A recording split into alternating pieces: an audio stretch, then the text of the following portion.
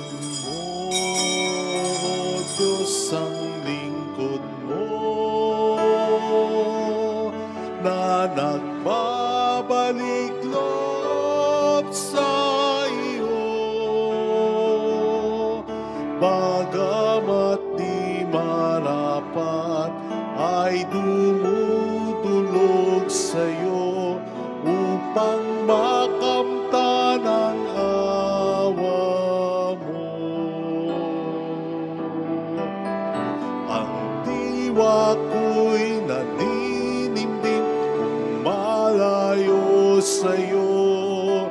Ang puso ko'y namimigati kung mawalay sa'yo. Kailan ko pa kaya matitikman ang awa mo? Kailan tatamuhin ang patawad mo? Sa ngala ng Ama at ng Anak at ng Espiritu Santo, Amen. sumainyo ang Panginoon At sumaiyo rin. upang tayo maging marapat sa banal na misang ito. Halina't magsisimula para sa ating mga kasalanan. Tayo pong lahat, inaamin ko sa makapangyarihang Diyos at sa inyo mga kapatid, na lubha akong nagkasala sa isip, salita at sa gawa at sa aking pagkukulang. Kaya sinasamo ko sa mahal na Birheng Maria, sa lahat ng mga anghel at mga banal, at sa inyo mga kapatid, na ako'y panalangin sa Panginoong ating Diyos. Kaawaan tayo ng mapagmahal na Diyos, patawarin sa ating mga sala at patnubayan hanggang sa buhay na walang hanggan. Amen. Panginoon, kaawaan mo kami. Panginoon, kaawaan mo kami. Kristo, kaawaan mo kami. Kristo, kaawaan mo kami. Panginoon, kaawaan mo kami. Panginoon, kaawaan mo kami. Yumuko tayo, maaaring ibulong sa Panginoon ang ating intensyon.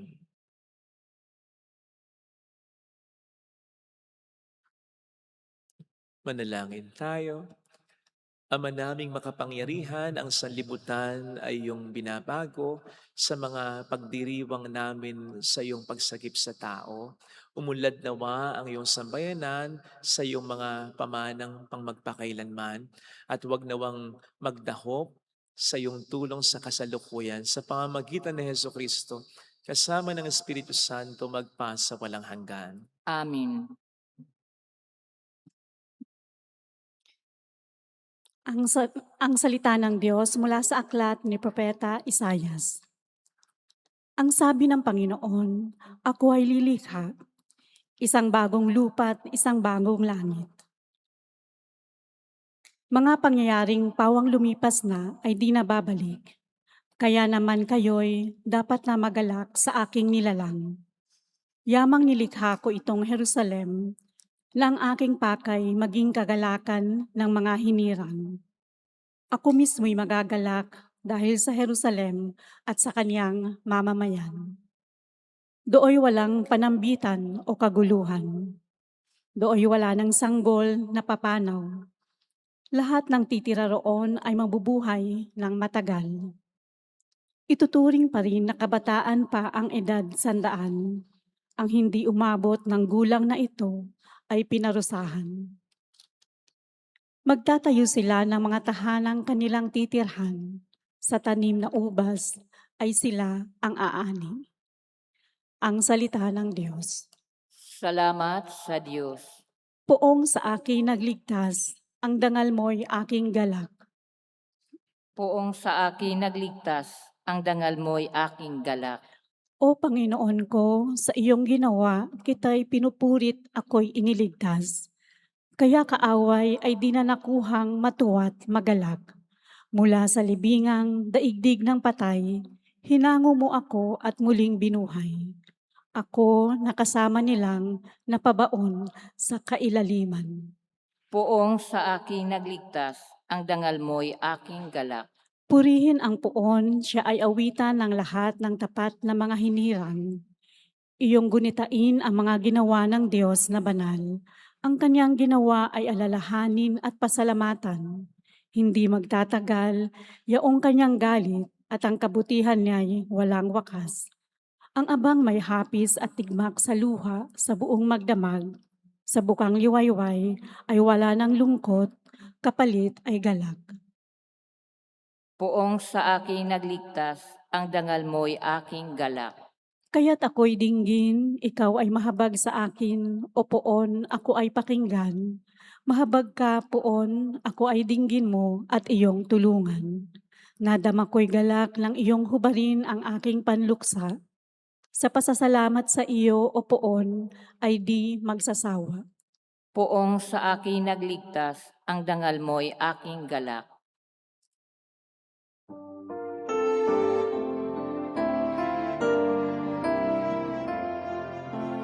Di ba't sadyang may kapwa ang sarili na matayin ng pagsisilbi at mamangha di kaya'y dadalisay pag sa kapwa buhay mo ay naalay.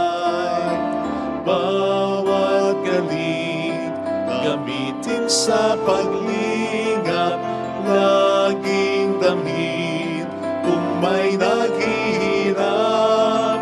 At tandaan, ganyang pagmamahalan, unang-unang atas ng kabanalan. Sumainyo ang Panginoon. At sumaiyo rin. Ang mabuting balita ng Panginoon ayon kay San Juan. Papuri sa iyo, Panginoon. Noong panahong yon, umalis si Jesus sa Samaria at nagtungo sa Galilea, sapagkat si Jesus na rin ang nagsabing ang isang propeta ay hindi ikinagalang sa kanyang sariling bayan. Pagdating niya sa Galilea, ay mabuti ang pagtanggap sa kanya ng mga taga roon, sapagkat nasa Jerusalem din sila nung pista ng Paskwa. At nakita nila ang lahat ng kanyang ginawa roon.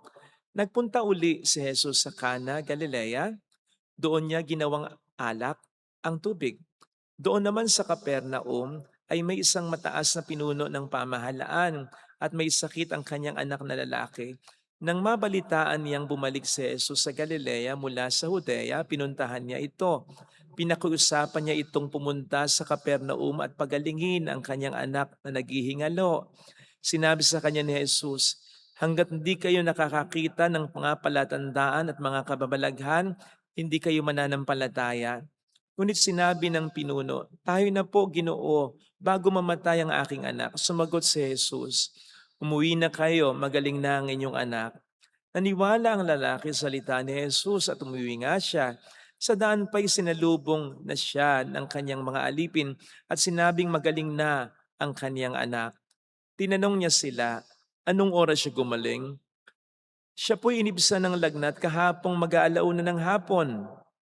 Tugon nila, naalala ng ama na noong oras na iyon, sinabi sa kanya ni Jesus, magaling na ang iyong anak. Kaya't siya at ang kanyang buong sambahayan ay sumampalataya kay Jesus. Ito ang pangalawang kababalaghang ginawa ni Jesus sa Galilea, pagpunta niya roon buhat sa Judea. Mga kapatid, ang mabuting balita ng Panginoon. Pinupuri ka namin, Panginoong Hesukristo. Welcome sa Our Lady of Lasalle Quasay Parish kung saan ayos lang pong umiyak. Kasamahan tayo ng mahal na ina sa pag-iyak at sa pagdarasal upang maging maayos ang lahat. Papaano po kayo nananalangin sa Diyos? Nananalangin ba kayo ng may pananampalataya talaga sa Kanya?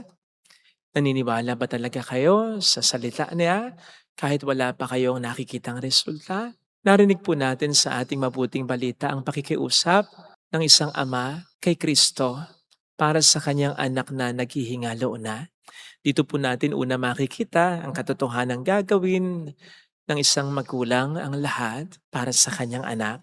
Sapagkat ang ama dito ay isang opisyal ng pamahalaan pero nagpapakumbaba siya at nakikiusap kay Kristo na kahit nakagagawa ng mga kababalaghan sa mata ng marami ay simpleng tao pa rin naman.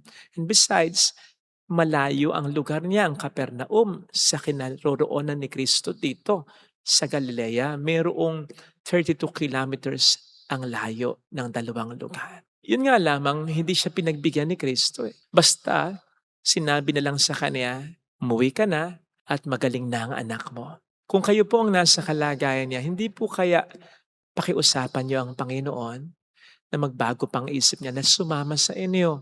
O kaya, hindi kaya pakiusapan niyo siya na ipagdasal man lamang ang anak ninyo kasama kayo. Yun po ang madalas na ginagawa ko dito. Kapag may lumalapit sa akin at nasa malayong lugar, yung kanilang mahal sa buhay na may sakit, naghahawak kami ng kamay at sinasamahan ko sila sa pagdarasal. Hindi ba pwedeng gawin yun nung ama, nung bata sa Ebanghelyo para man lang maging kalmado siya kahit papaano? Pero hindi eh.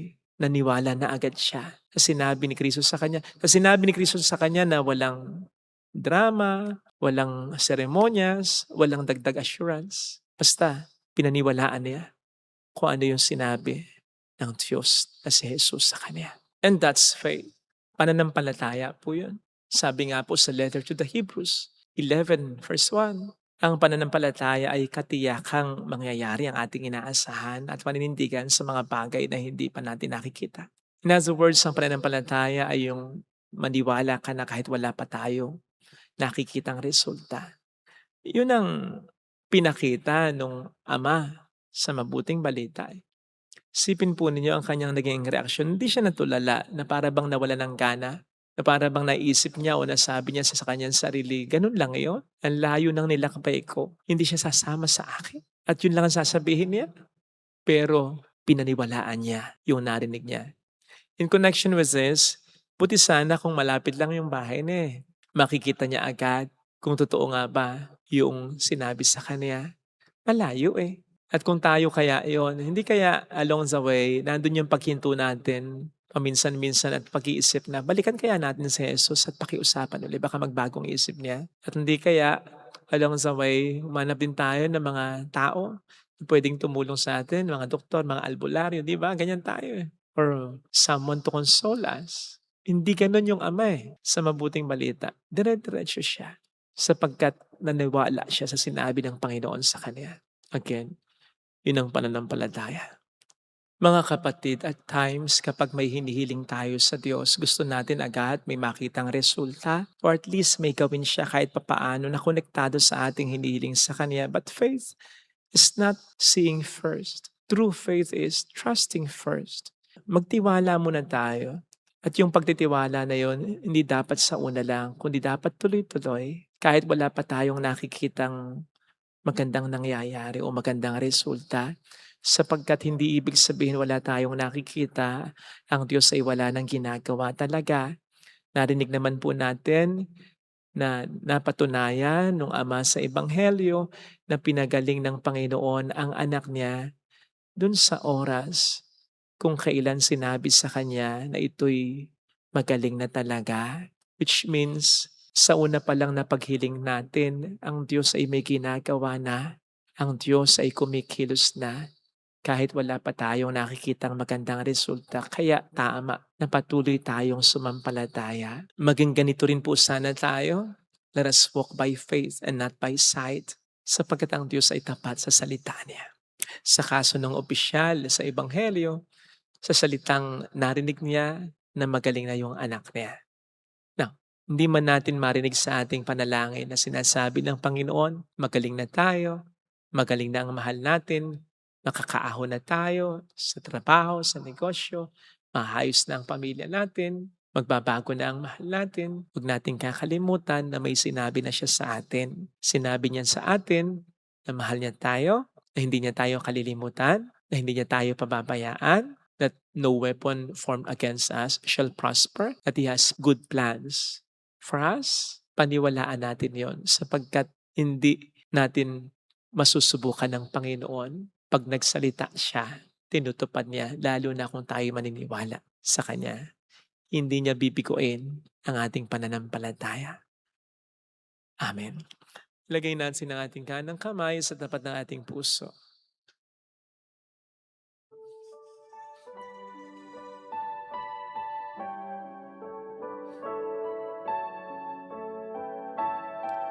Awitin natin. Alam kong may magagawa ang Diyos.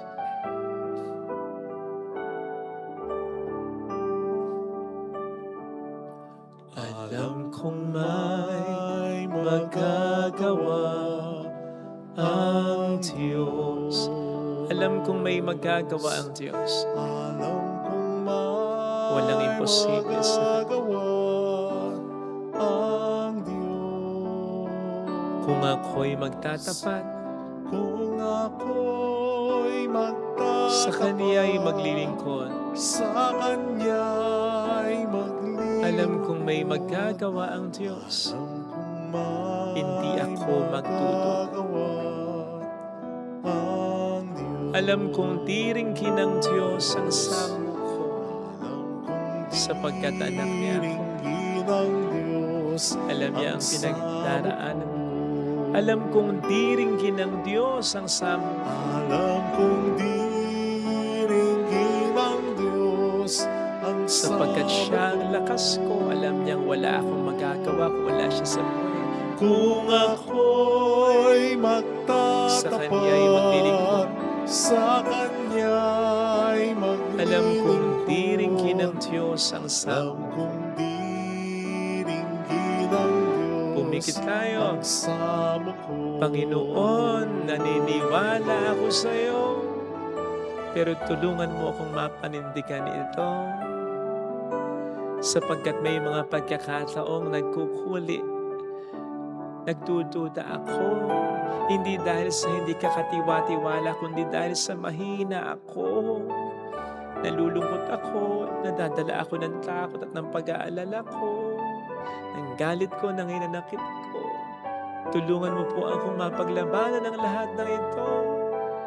Ikaw ang pinakakarapat-dapat, hindi lamang ng pagmamahal ko, kundi ng pananampalataya ko.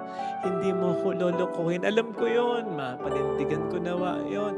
Mayroong magandang mangyayari sa Mayroong magandang sapagkat hindi sasayangin ng Panginoon ang tiwala mo.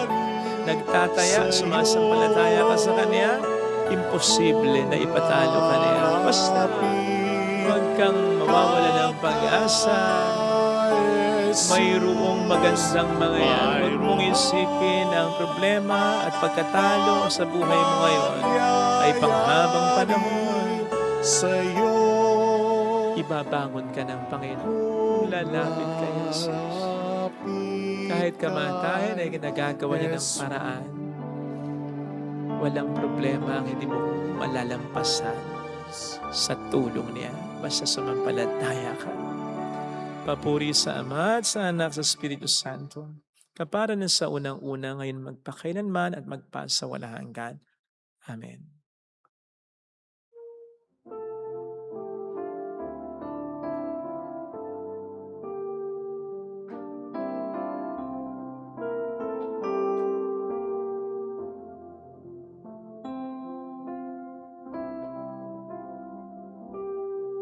Sa'yo, Ama, aming handog ang tinapay at alak na ito. Handog ng iyong bayang sumasamo, humihingi ng patawad mo.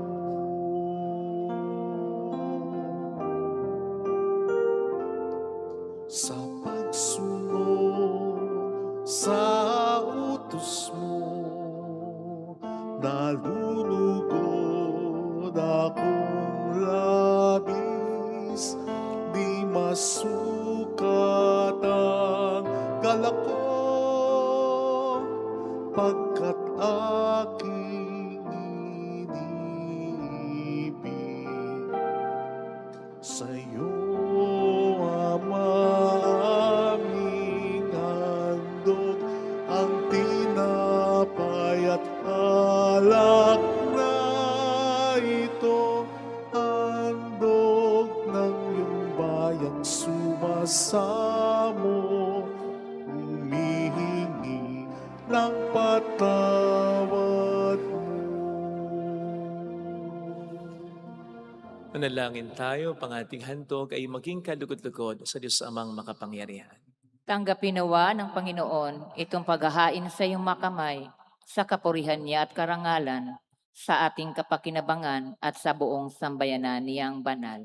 Ama naming lumikha, sa paghahain namin sa iyo, kami naway makapakinabang upang sa pagkadalisay ng aming pamumuhay sa libutan, kami magkaroon ng pagbabago para sa buhay sa kalangitan, sa pamamagitan ni Hesu Kristo, kasama ng Espiritu Santo magpasa walang hanggan. Amen. Sumainyo ang Panginoon, At sumaiyo rin, itaas sa Diyos ang inyong puso at diwa, itinaas na namin sa Panginoon. pasalamatan ng Panginoong ating Diyos. Marapat na siya ay pasalamatan. Ama naming makapangyarihan, tunay ngang marapat na ikaw ay pasalamatan sa pamamagitan ni Hesu Kristo na aming Panginoon.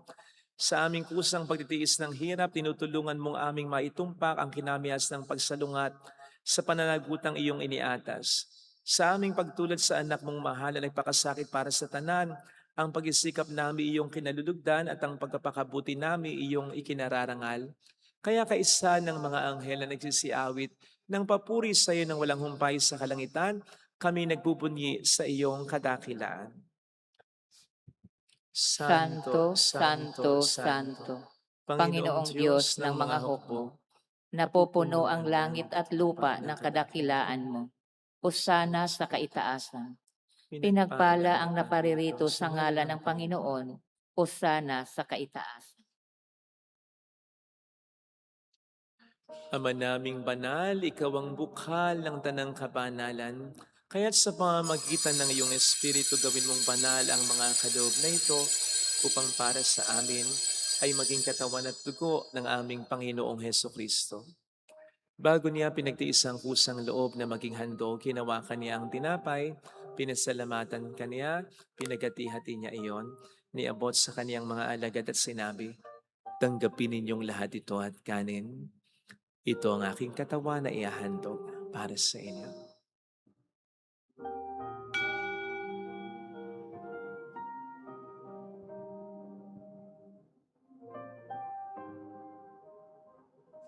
Gayun din naman nang matapos ang hapunan, nawakan niya ang kalis, muli kaniyang pinasalamatan. Iniabot niya ang kalis sa kaniyang mga alagad at sinabi, "Tanggapin ninyong lahat ito at inumin. Ito ang kalis ng aking dugo ng bago't walang hanggang tipan, ang aking dugo na ibubuhos para sa inyo at para sa lahat.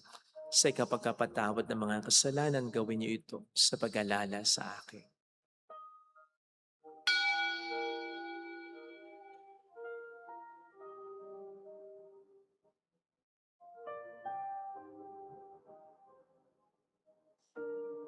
Ang misteryo ng ating pananampalataya. Si Kristo'y namatay, si Kristo'y nabuhay, si Kristo'y babalik sa wakas ng panahon. Ama, ginagawa namin ngayon ang pag-alaala sa pagkamatay at muling pagkabuhay ng iyong anak, kaya inialay namin sa iyong tinapay ng buhay at ang kalis ng kaligtasan. Kami nagpapasalamat dahil kami iyong minarapat na tumayo sa harap mo para maglingkod sa iyo. Sinasamo namin kami na magsasalo sa katawan at dugo ni Kristo ay mabuklod sa pagkakaisa sa pamamagitan ng Espiritu Santo. Ama, lingapin mo ang iyong simbahang laganap sa buong daigdig, puspusin mo kami sa pag-ibig.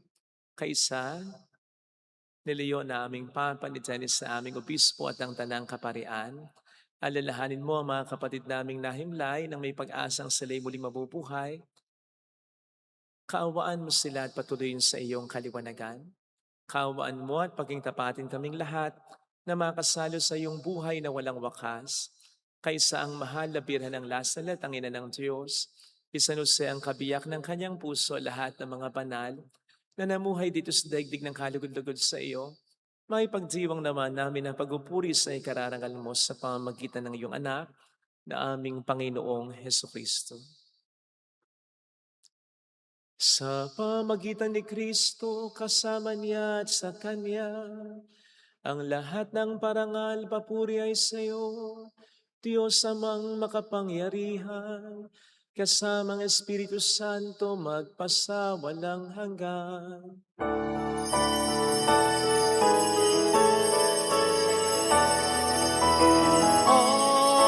Amen, Amen,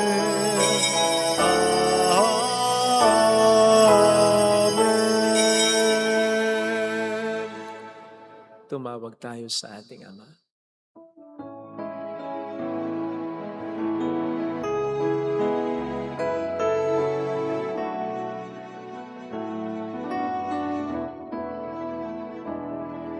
Ama namin, sumasalangit ka, sambahin ang ngalan mo,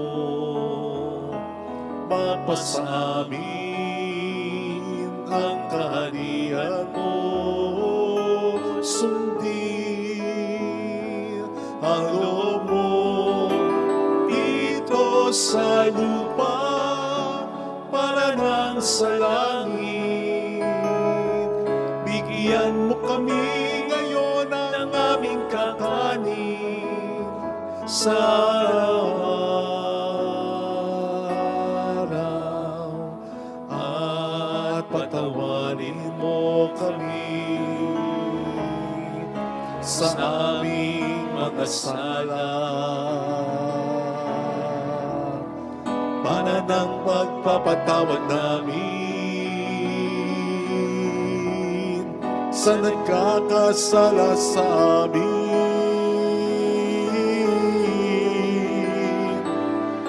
At huwag mo kami ipahintulot sa tukso, at iadya mo kami sa lahat ng masama.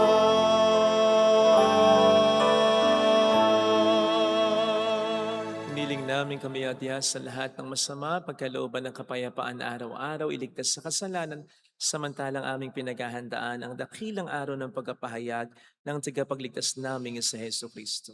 Sapagkat iyo ang kaharian, ang kapangyarihan at ang kapurihan magpakailanman. Amen. Panginoong Hesus Kristo, sinabi mo noon, sinasabi mo rin sa amin ngayon, kapayapaan ang iniiwan ko sa inyo, aking kapayapaan ang ibinibigay ko. Tunghayin mo ang aming pananampalataya, huwag ang aming pagkakasala, pagkalooban mo po kami ng kapayapaan at pagkakaisayon sa iyong kalooban, kasama ang Espiritu Santo magpasa walang hanggan. Amen. Ang kapayapaan ng Panginoon ay sumainyo daw ang lahat. At sumaiyo rin. Magbigayan tayo ng kapayapaan sa isa't isa. Kapayapaan po. Peace be with you. Kordero ng Diyos na Na nag-aalis na mga kasalanan ng sanlibutan, maawa ka sa amin.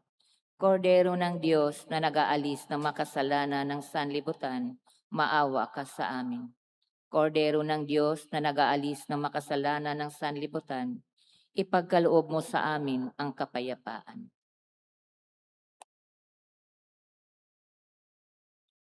Narito sa harap natin ng Panginoon ang ating buhay at kaligtasan. Mapalad tayong inaanyayahan. Panginoon, hindi ako karapat-dapat na magpatuloy sa iyo, ngunit sa isang salita mo lamang ay gagaling na ako.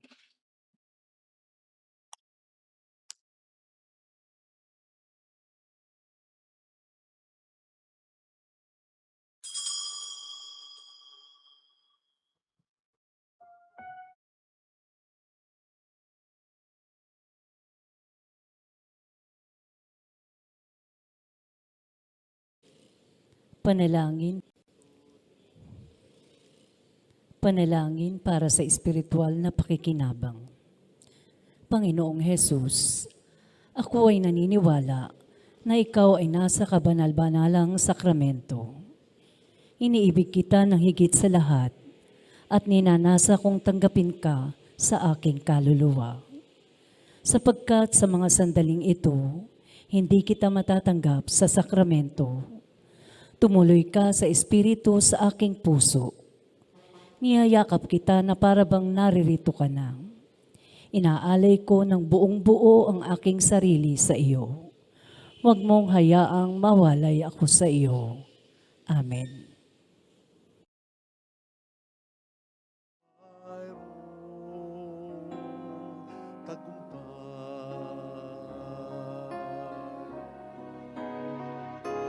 Siyang ating patnubay, siyang ating gabay, siya sa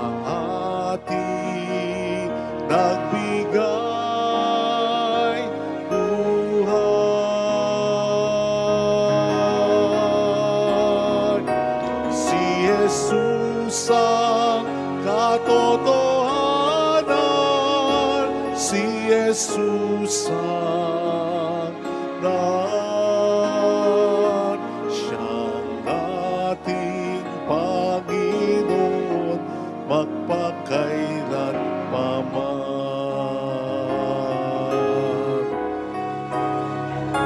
Si Jesus ang katotohanan, si Jesus ang daan, siyang ating Panginoon, magpakailan paman.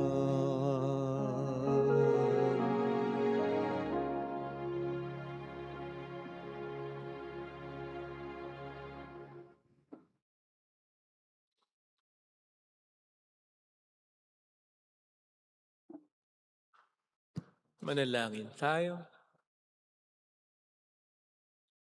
Ama naming mapagmahal, ang aming banal na pakikinabang ay siya nawang bumago at bumuhay sa amin at siya ring magpabanal at mag-akay sa amin sa iyong piling. Sa pamamagitan ni Jesucristo kasama ng Espiritu Santo magpasa walang hanggan. Amen. Holy God, Holy Mighty One, Holy Immortal One.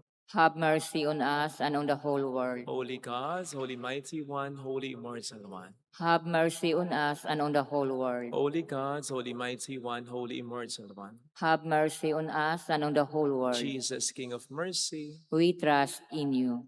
alalahanin, Alalahanin, o mahal na Birhen ng Lasalit, ina ng pag-asa, ikaw ang nagpaalala sa aming magbalik loob sa Ama. Ito ang nagpapatunay na ang kagandahang loob mo'y nanatiling busilak. Sa pag-aaruga mo sa amin, tungkulin mo'y tinupad. Sa paanan ni Kristo'y itinuring mo kaming mga tunay mong anak. Kaya ninais mong ni Isay huwag mapahamak. Maging sa iyong walang tigil na pananalangin, pati luhay pumatak. Huwag naman mawala ng saysay ang iyong paghihirap.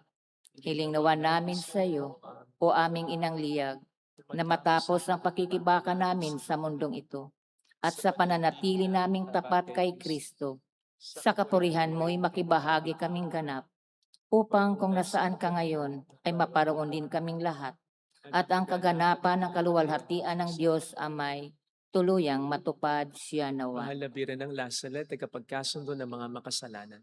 Ipanalangin mong walang patid kaming mga dumudulog sa iyo. Marami pong salamat sa inyong pakikiisa at sa mga tulong na binibigay ninyo. Marami pong salamat po. Sumainyo ang Panginoon. At sumaiyo rin. Malayan kayo kasama ang ating pamilya na mapagmahal na Diyos ng Ama at ng Anak at ng Espiritu Santo. Amen. Umayo tayo sa kapayapaan ni Kristo. Salamat sa Diyos. Salamat din po.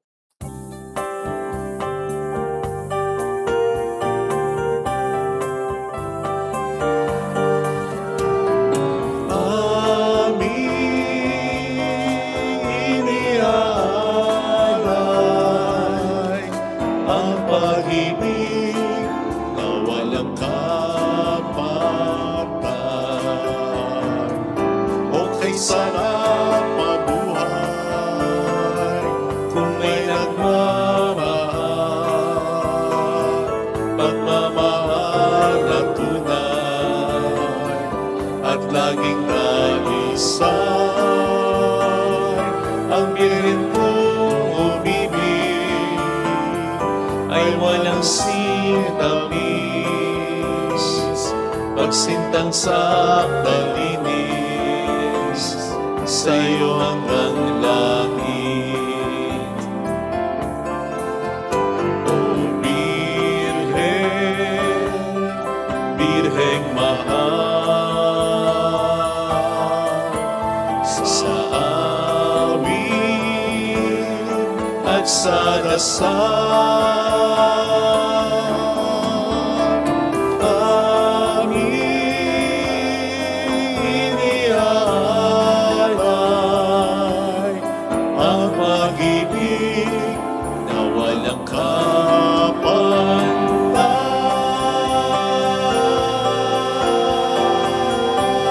kapantay. Salamat po.